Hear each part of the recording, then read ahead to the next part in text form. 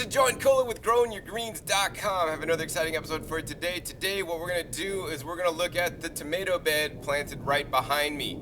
We are here in the desert garden in Las Vegas.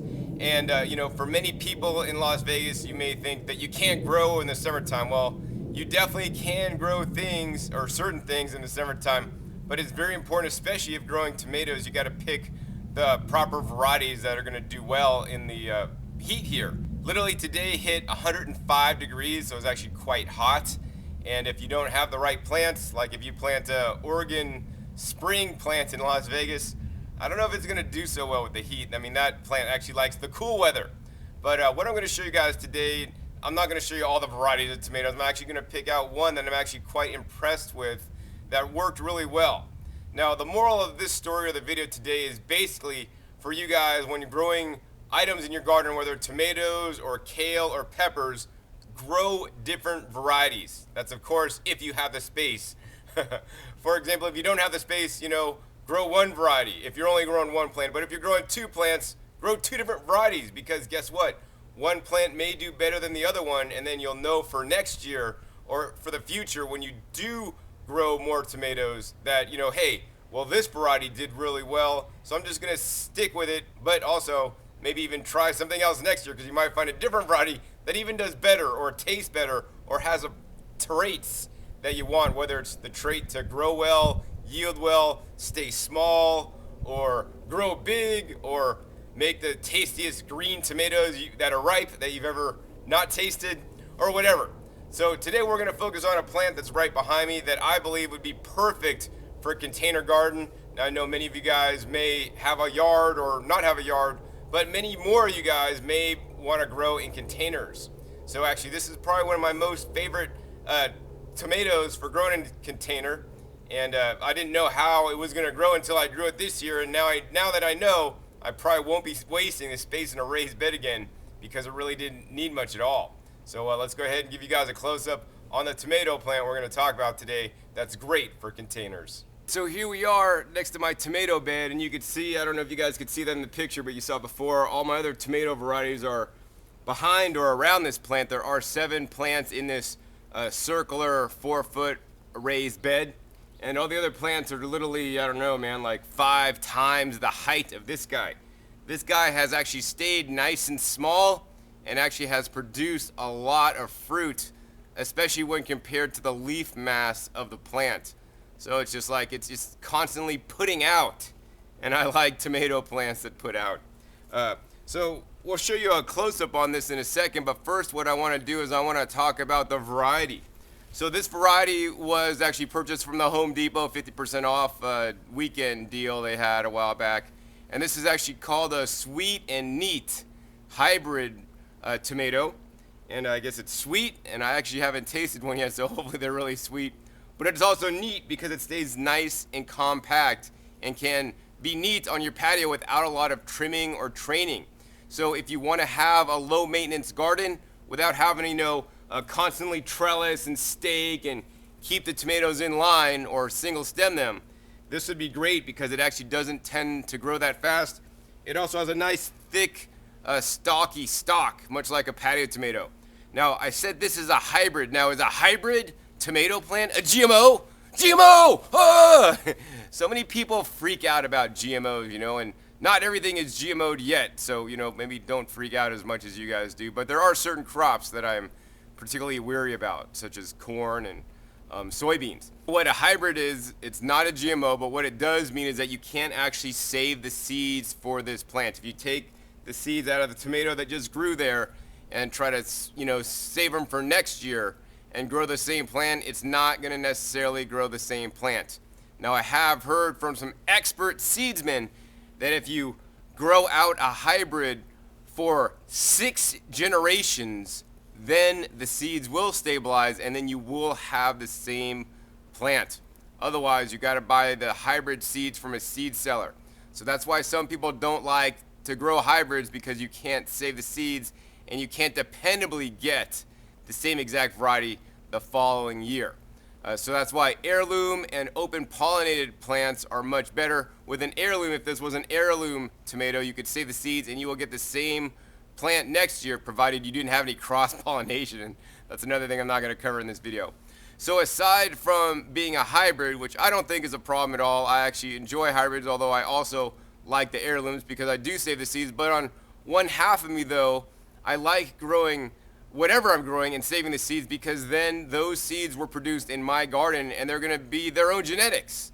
And I'm going to get something totally unique. And so unless you're selling seeds, in my opinion, you shouldn't be too concerned about it, whether it's a hybrid or heirloom open pollinated. But you definitely should be concerned if it's a GMO.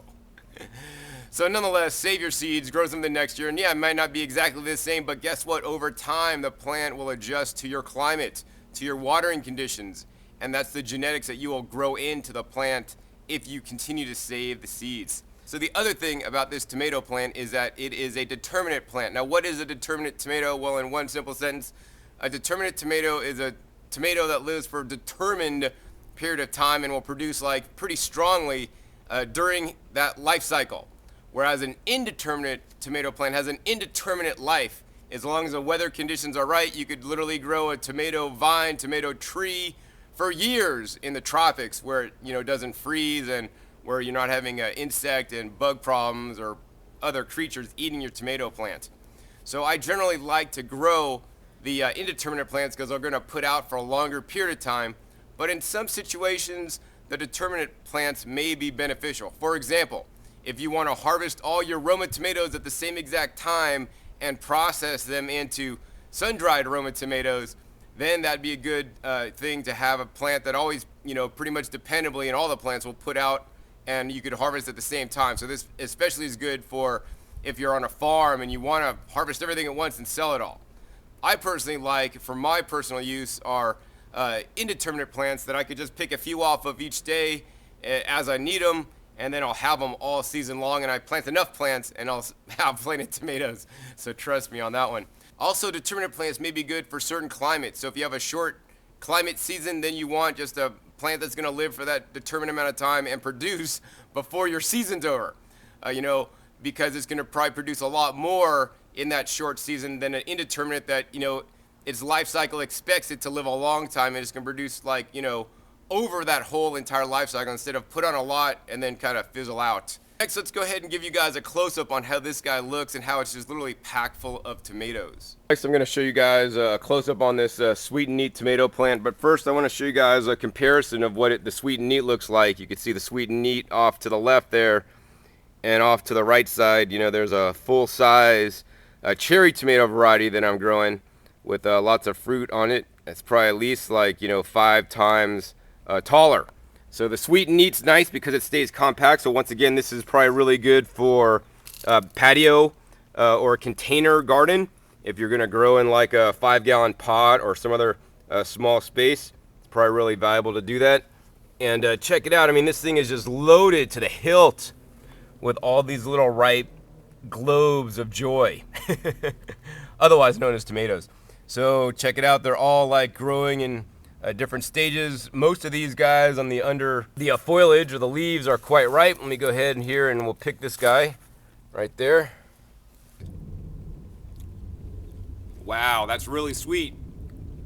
I definitely say that it's almost as sweet as a Sweet 100, but it's red and it has a compact growth habit. Definitely really good.